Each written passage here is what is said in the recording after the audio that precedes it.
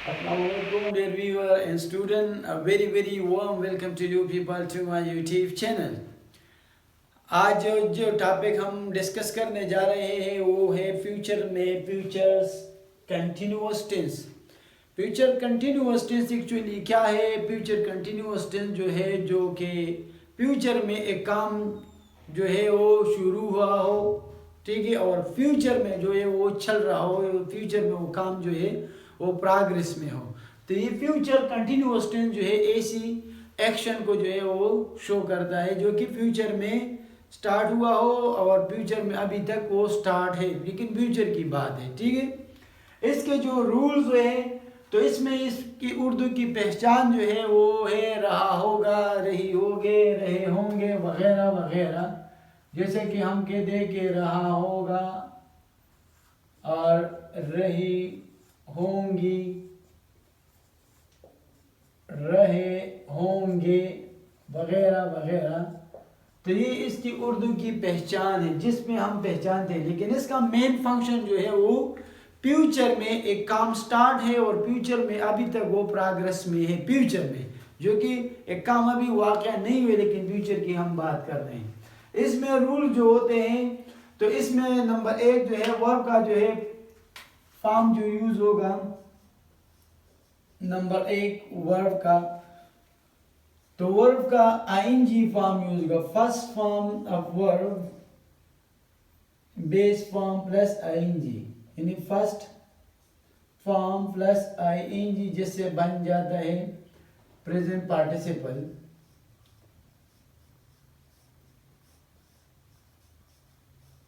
Present participle, ठीक है। इसमें दूसरा रूल जो है वो एक्सिलरी यानी हेल्पिंग वर्ब वगैरह है, या जिसको हम मॉडल वर्ब भी कहते हैं, एक्सिलरी वर्ब और मॉडल वर्ब।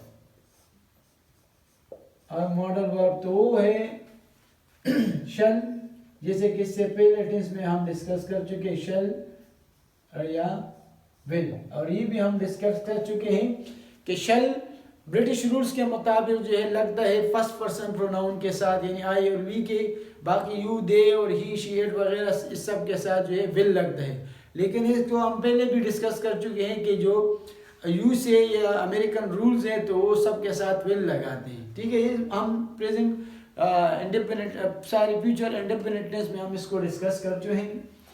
और इसमें 3rd नंबर रूल जो है यानी जैसे कि शल या विल, तो शल या विल के साथ जो है बी लगेगा, यानी शल बी और विल बी, शल बी और विल बी, और आईएनजी फॉर्म लगेगा जिसको हम प्रेजेंट पार्टिसिपल के थर्ड, जिसको हम इंट्रागेटिव बनाते हैं। तो इंट्रागेटिव में जैसे कि शल है या विल है तो इसको हम before the subject of the sentence लगाते हैं, यानी शल को या विल को हम सब्जेक्ट से पहले, सेंटेंस के सब्जेक्ट से पहले लगाएंगे और आखिर में क्वेश्चन मार्क। नेगेटिव में जो हम इसको बनाएंगे तो नेगेटिव में शल और शल नॉट, इसके बीच में आएगा नॉट और फिर आएगा बी, और इसी तरह आएगा विल, विल के बाद जो आएगा नॉट आएगा और नॉट के बाद आएगा फिर बी, और इसके साथ इसके बाद जो आईएनजी फॉर्म आएगा। तो ये इसका नेगेटिव स्ट्रक्चर है, ठीक है। यानी अक्सर बच्चे कंफ्यूज होते हैं बी के बाद जो है नॉट लगा देंगे, यानी शल बी नॉट और विल बी नॉट, तो ये गलत होगा। तो शल के बाद जो है जैसे इसका जो मॉडल वर्ब है एक्सिलरी, इसके बाद नॉट लगेगा, फिर इसके बाद जो है बी लगेगा, बी के बाद जो है फिर आईएनजी फॉर्म हम इसको लगाएंगे, ठीक है। तो ये इसके चंद सिंपल रूल्स थे। इसके मुताबिक जो हम चंद सेंटेंस बनाएंगे, लेकिन इसके अलावा इस टेंस में और भी कई चीज़ें यूज़ हो रहे हैं, जो कि ऐसी चीज़ें भी यूज़ हो रही हैं जो कि इस टेंस की मीनिंग दे रहा है, लेकिन एक्चुअली इसमें शल या विल भी या शल भी नहीं यूज़ हो रहा है, लेकिन मीनिंग इस टेंस का दे रहे हैं। तो इसका पहले ज़रा सिंपल सेंटेंस लिखते हैं, इसके बाद उन चीज़ों का इस्तेमाल करते हैं कि वो चीज़ें जो है वो जिसमें हम यूज़ करते हैं तो किस तरीके से हम इसको यूज़ कर देते हैं। इसके मुताबिक हम चंद सेंटेंस लिखते हैं जिससे ही रूल जो हमने लिखे ये वाजे हो जाए। मिसाल के तौर पे एक सेंटेंस में लिखता हूं, अगर मैं लिखूं कि शी विल बी ड्राइविंग, ये सिंपल ही ले, बाकी हम वैसे भी डिस्कस करते हैं। शी विल बी ड्राइविंग, तो अभी इसका मतलब ये कि वो ड्राइविंग कर रही होगी। इसको अगर मैं नेगेटिव बनाता हूं तो मैं लिखूंगा कि she will not be driving, तो ये इसका नेगेटिव बना। अगर इसको मैं इंट्रोगेटिव बनाता हूं तो विल को मैं यहां पे लगाऊंगा before the subject of the sentence, and then we will put pronoun third person he, और फिर मैं लगाऊंगा बी, और फिर जो इसका जो मेन वर्ब है वो लगाऊंगा ड्राइविंग, और आखिर में साइन ऑफ इंटरोगेशन लगाऊंगा। तो ये सेंटेंस बना, ये पॉजिटिव, ये नेगेटिव, और ये जो है इंट्रोगेटिव बना। She will be driving, she will not be driving, और विल शी बी ड्राइविंग। इसी तरह जिसके साथ विल आएगा तो विल यहाँ पे, और फिर अगर इंट्रोगेटिव करेगा तो विल यहाँ पे या शैल यहाँ पे, ठीक है। तो इसका तरीका है सिंपल। अभी इस टेंस में जो और चीजें यूज हो रही है जिसमें एक ऑलरेडी मिसाल के तौर पर कभी कभार ऐसा होगा कि एक बड़ा लॉन्गर एक्शन होता है और वो फ्यूचर में स्टार्ट होता है, और अचानक जो है एक शॉर्ट एक्शन आ जाता है और पहले वाले को इंटरप्ट करता है।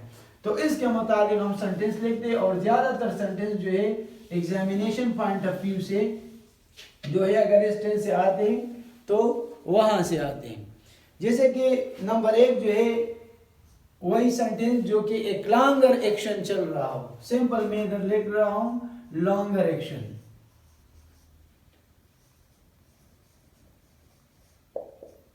Action interrupted by short action,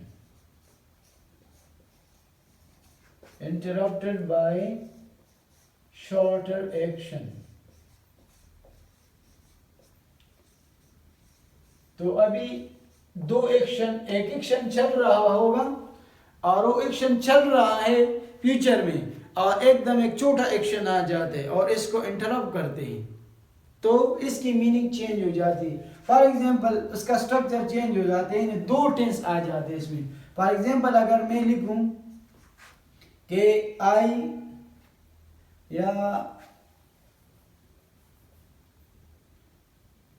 चलो आई लिख दो, आई शैल भी मैं लिख सकता हूं, विल भी लिख सकता हूं, चलो मैं शैल लिखता हूं, आई शैल बी watching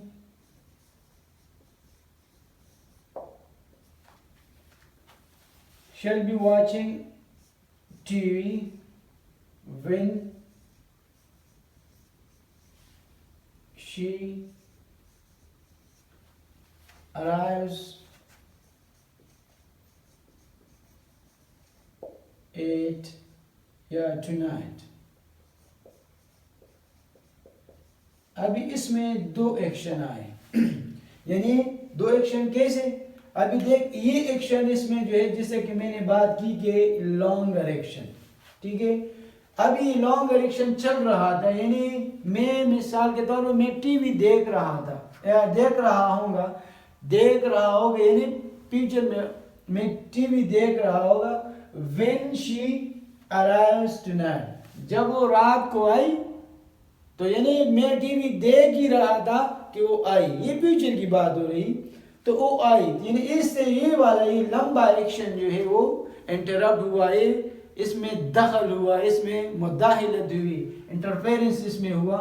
तो ये छोटा एक्शन इस बड़े एक्शन को इंटरफेयर करता है, इसको इंटरप्ट करता है, क्योंकि ये लॉन्ग एक्शन चल रहा है फ्यूचर में और ये छोटा एक्शन आके इसको इंटरप्ट कर रहा है।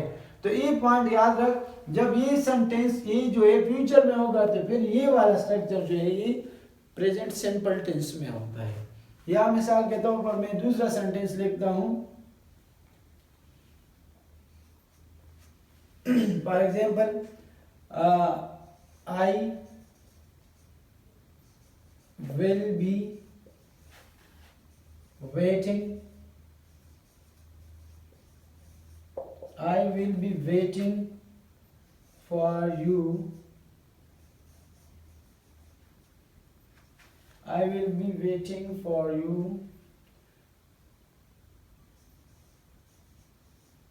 when your bus arrives। ये भी इसी तरह सेंटेंस है जैसे कि ऊपर वाला मैंने लिखा। एक लॉन्ग एक्शन चल रहा है, यानी मैं आपका इंतजार कर रहा हूँगा, when your bus arrives, जब आपकी गाड़ी आ जाए, यानी जब आपकी गाड़ी आ जाए ठीक है, मैं इंतजार कर रहा हूँगा। फ्यूचर में वो बात हो रही है, जब आपकी गाड़ी आए, यानी आपकी गाड़ी आने तक मैं इंतजार कर रहा हूँगा, या आज आपके पहुँचने तक मैं टीवी देख रहा हूँगा। तो ये फ्यूचर में ये बातें हो रही है और इसका स्ट्रक्चर फिर इस तरह है। तो ये है कि एक लॉन्गर एक्शन चल रहा है, फ्यूचर में एक लॉन्गर एक्शन चल रहा है, और इस लॉन्गर एक्शन को and that longer action is interrupted by a shorter action. So a structure is different as we compare to the other structure of the tense. Like for example, a longer action will be in the future continuous tense and a shorter action will be in the present simple tense. दूसरा जो है इसमें जब हम इसको use करते हैं तो ये एक ऑलरेडी प्लानिंग के लिए हम यूज करते हैं कि एक प्लानिंग हुआ हो, ऑलरेडी से एक प्लानिंग है, यानी किसी ने एक प्लानिंग बनाई या कोई एक्सपेक्टेशन कर रहा है और वो चीज़ जो है अपेयर होने वाला है, हैपन होने वाला है। जब आप मिसाल के तौर पर किसी चीज़ के बारे में कि मैं मिसाल के तौर पर पेशावर जाऊंगा, तो मैंने एक प्लानिंग बनाई और वो प्लानिंग जो है और मैंने तो बनाई लेकिन मैं तो गया नहीं, लेकिन वो प्लानिंग बनाई और वो चीज़ जो है हैपनिंग वाला है, यानी होने वाला है, वकीफ फजूर होने वाला है कि वो चीज़ अफेयर होने वाला है। तो इसी तरह के फॉर एग्जांपल मैं लिखूंगा कि जो प्लानिंग होते हैं उसके लिए यूज होते हैं प्लानिंग। ऑलरेडी जो प्लान्स होते हैं या अरेंजमेंट होते हैं इसके लिए हम इसको यूज करते हैं, जो देयर अरेंजमेंट्स एटसेट्रा और टू बी हैपन, इसके लिए हम इसको यूज करते हैं जो एक प्लानिंग हो। फॉर एग्जांपल अगर मैं कहूँ कि सेंटेंस में लिखूं कि आई will be here till Monday, यानी ये एक प्लानिंग है, ठीक है, एक प्लानिंग बना, यानी आई विल बी हेयर मंडे। तो ये मंडे एक दिन एक खास टाइम शो करता है कि मैं मंडे तक कि मैं मंडे तक यहाँ रहा हूँगा, कि ये मैं मंडे तक यहाँ मौजूद हूँगा। ये एक प्लानिंग उसने बनाई और उस प्लानिंग जो है फ्यूचर जो है वो जाहिर कर रहा है कि आइंदा, यानी मैं मंडे तक, शादी जुम्मे का दिन है, शादी जुमेरात का दिन है, लेकिन वो मंडे का जिक्र है कि नेक्स्ट मंडे तक मैं यहाँ तक हूँगा। और दूसरा मिसाल के तौर पर अगर मैं कहूँ कि दूसरा सेंटेंस के the postman, for example the postman will be, sorry यहाँ पे मैं I will be staying, I will be staying here, I will be staying here till Monday, यानी मैं मंडे तक यहाँ रहा हूँगा। The postman will be coming soon, postman will be coming soon. तो यह भी जो है एक एक्सपेक्टेशन है, एक तवक्को जाहिर करेंगे, the postman will be coming soon.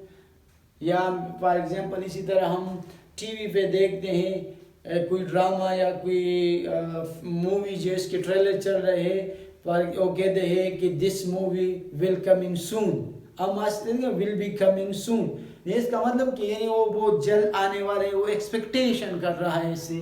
तो इसी तरह हम भी दूसरा फॉर इंस्टेंस में ये जिसको हम प्लानिंग के लिए, अरेंजमेंट के लिए, एक्सपेक्टेशन के लिए हम इसको यूज़ करते हैं। और इसके अलावा जो है हमारे पास जो एक थर्ड पॉइंट है जो कि ज़्यादातर हम न्यूज़ में यूज़ करते हैं, यह हेडलाइंस में, अखबार में, जो ये प्रिंट मीडिया है या फॉर एग्जांपल इलेक्ट्रॉनिक मीडिया है, जो टीवी पे कोई चीज़ चल रहा हो, कोई हेडलाइंस चल रही हो या वगैरह, अखबार में इंग्लिश न्यूज़ में जो बातें हो रही है, तो इसी तरह हेडिंग्स के लिए भी हम इसको यूज़ करते हैं। लेकिन एक्चुअली वो फ्यूचर टेंस नहीं है, वो फ्यूचर कंटिन्यूअस टेंस नहीं है, मगर वो जो मीनिंग, वो जो सेंस दे रहा है, जो कनोटेशन दे रहा है, तो वो फ्यूचर का है, तो वो भी जो है इसमें यूज़ हो रहा है, लेकिन मीनिंग सिर्फ फ्यूचर का दे रहे हैं और बाजार जो है आपको लगेगा प्रेजेंट, और है प्रेजेंट में लेकिन मीनिंग देगा फ्यूचर का।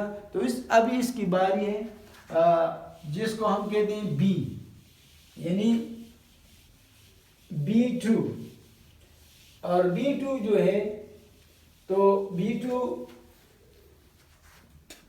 प्लानिंग के लिए, ऑफिशियल प्लानिंग के लिए और अरेंजमेंट के लिए जो है B2 इस्तेमाल किया जाते हैं। B2 जैसे कि मैं लिखता हूँ कि B2 तो आप जानते होंगे, यानी बी फॉर्म जो है, बी फॉर्म जितनी भी है, फॉर एग्जांपल बी है, एम है, इज है, आर है, वॉज है, वर है, तो इसके जो फॉर्म है इसके बाद जो है टू, यानी B2 मिसाल के तौर पर B2 यूज़ होते हैं। और ये ज़्यादातर ऑफिशियल प्लानिंग के लिए यूज़ होते हैं, क्योंकि ऑफिशियल लैंग्वेज में भी यूज़ होता है बी, बहुत इसका इस्तेमाल होता है, जैसे कि प्राइम मिनिस्टर के, प्रेसिडेंट के, प्रिंसिपल के या डायरेक्टर के, वाइस चांसलर के एक्सेट्रा, जो कि एक प्लानिंग के तहत जो काम हो रहा हो, लेकिन हो रहा हो प्रेजेंट में बी फॉर्म में, लेकिन वो सेंस और मीनिंग जो दे रहा हो वो फ्यूचर का दे रहा हो। फॉर एग्जांपल इसको हम यूज़ करते हैं, अगर मैं कहूँ कि द प्राइम मिनिस्टर, अगर मैं एक सेंटेंस, तो इसी तरह अखबार के जो है हेडलाइंस में हम देखते हैं,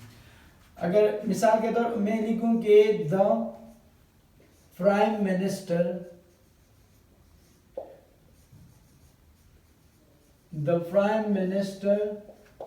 इज, और फिर मैं इसके बाद लगाऊंगा टू, इज टू, फिर मैं यहाँ लिखूँ is to visit, for example मैं लिखता हूँ कि इंडिया, राइट, मैंने लिखा इंडिया। अभी इसमें देख, ये इज और टू जो है, जैसे कि पहले मैंने बात की B2 की, तो ये B2 है, ठीक है। ये इसका मतलब कि the prime minister is to visit India, अभी मैं लिखता हूँ नेक्स्ट वीक, फॉर एग्जांपल मैं लिखता हूँ कि the prime minister visit to India next week. अभी यहाँ पे मैंने इज टू लगाया, ये इज टू जो है, अभी आप देख इस टेंस में फ्यूचर की कोई ऑक्सिलरी मॉडल नहीं है, इसका वर्ब नहीं है, क्योंकि इससे पहले मैंने कहा था कि विल बी और शेल बी और इसके पास बेस फॉर्म के साथ एनजी, जैसे कि प्रेजेंट पार्टिसिपल है, तो लेकिन यहाँ पे प्रेजेंट पार्टिसिपल नहीं है, यहाँ पे जो है विल और शेल नहीं है, या शेल बी और विल बी नहीं है। अभी देख यहाँ हम यूज करते हैं इज टू, मैंने पहले कहा B2, तो ये इज टू है, इज टू इज B2 के फॉर्म है, इज, एम, आर, वाज, वर वगैरह, तो इसका मतलब जा रहा है फ्यूचर में। देखना, the prime minister is to visit India next week, तो ये अक्सर आपने देखा होगा कि हेडलाइंस में इसी तरह आते हैं। इसका मतलब कि अगले हफ्ते में प्राइम मिनिस्टर इंडिया का विजिट करेगा, अभी तो नहीं कि इंडिया का विजिट करेगा या इंडिया का विजिट कर रहा होगा, ठीक है, दोनों सेंस में ये मीनिंग जा रहा है, लेकिन मीनिंग इसका जा रहा है फ्यूचर में, और यूज हो रहा है क्या B2, यानी प्रेजेंट, ठीक है। और कभी कभार एक पॉइंट भी याद रख, कभी कभार इसी तरह होते हैं कि ये बी जो है, यानी B2 को जो है, जैसे कि मैं बी, कभी कभार बी को क्या करते हैं, बी को लिफ्ट आउट करते हैं, ये बी लेफ्ट आउट हो जाता है। जैसे कि ये सेंटेंस में लिखता हूँ दोबारा, तो ये भी फिर लेफ्ट आउट होता है। अगर मैं कहूँ कि द प्राइम मिनिस्टर, या सिर्फ मैं लिखूँ कि प्राइम मिनिस्टर, प्राइम मिनिस्टर, इसके बाद आप नाम भी लिख सकते हैं, लेकिन सिर्फ हमारा काम जो है ये सिर्फ ये नहीं है, सिर्फ आपको एग्जाम्पल से समझाना है। प्राइम मिनिस्टर, ठीक है। अभी मैं एस को खत्म कर दे, यानी ये बी है, इसको मैं आउट लेफ्ट आउट करता हूं। Prime minister to visit India, for example. फिर मैं लिखता हूं कि नेक्स्ट और वीक।